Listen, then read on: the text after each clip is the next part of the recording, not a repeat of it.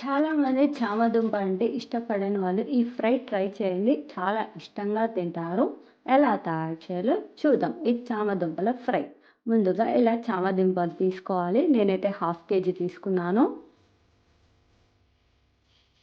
తర్వాత ఇందులోకి కారం, ఉప్పు, జీలకర్ర, కొబ్బరి, వెల్లుల్లిపాయలు, తర్వాత మిక్సీ జార్లో జీలకర్ర, పసుపు, ఉప్పు, కారం, ఎండు కొబ్బరి వేసి మెత్తగా గ్రైండ్ చేసుకున్న తర్వాత ఎల్లిపాయలు యాడ్ చేసి మెత్తగా గ్రైండ్ చేసుకోవాలి.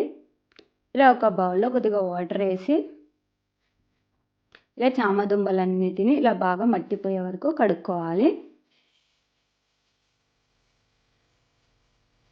ఇలా మట్టి బాగా పోనివ్వాలి.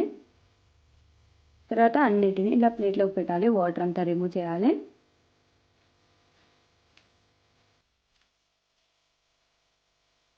తర్వాత ఇలా కుక్కర్లో కడిగి పెట్టుకున్న చామదుంపలన్నిటిని యాడ్ చేసి కొద్దిగా వాటర్ వేసి మెత్తగా ఉడికించుకోవాలి. ఇలా పట్టుకుంటే మెత్తగా అయిపోతుంది. ఇలా మెత్తగా ఉడికిన తర్వాత చల్లారనివ్వాలి. చల్లారిన తర్వాత చుట్టూ ఇలా తొక్క తీసుకోవాలి చామదుంపలకు. ఇలా మొత్తం చుట్టూ అన్నిటికీ చెక్కు తీసుకున్నాను. ఇలా తొక్క తీసిన తర్వాత వీటిని మనకు నచ్చిన షేప్లో కట్ చేసుకోవచ్చు. నేనైతే ఇలా చిన్న చిన్న పీసెస్గా కట్ చేసుకున్నాను. చాలామంది రౌండ్గా కూడా కట్ చేసుకోవచ్చు.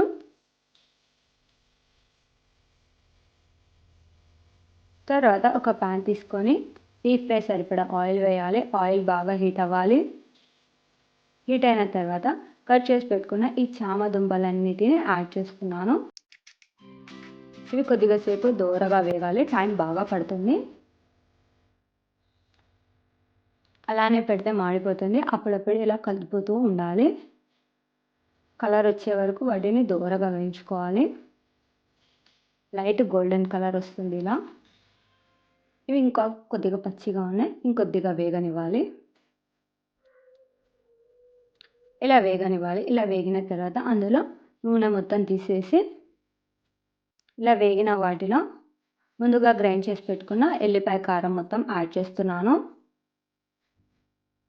ఈ ఎల్లిపాయ కారం కొద్దిగా పచ్చివాసన పోవడానికి లైట్గా దూరగా వేయించుకోవాలి. ఇందులో సరిపడినంత ఉప్పు వేసి మొత్తాన్ని ఇలా బాగా కలుపుకోవాలి. తర్వాత ముందుగా వేయించి పెట్టుకున్న ఈ చామదుంపలు మొత్తాన్ని ఇలా కారంలో మొత్తాన్ని ఇలా బాగా కలుపుకొని ఒక 2 మినిట్స్ పాటు హీట్ చేసుకోవాలి.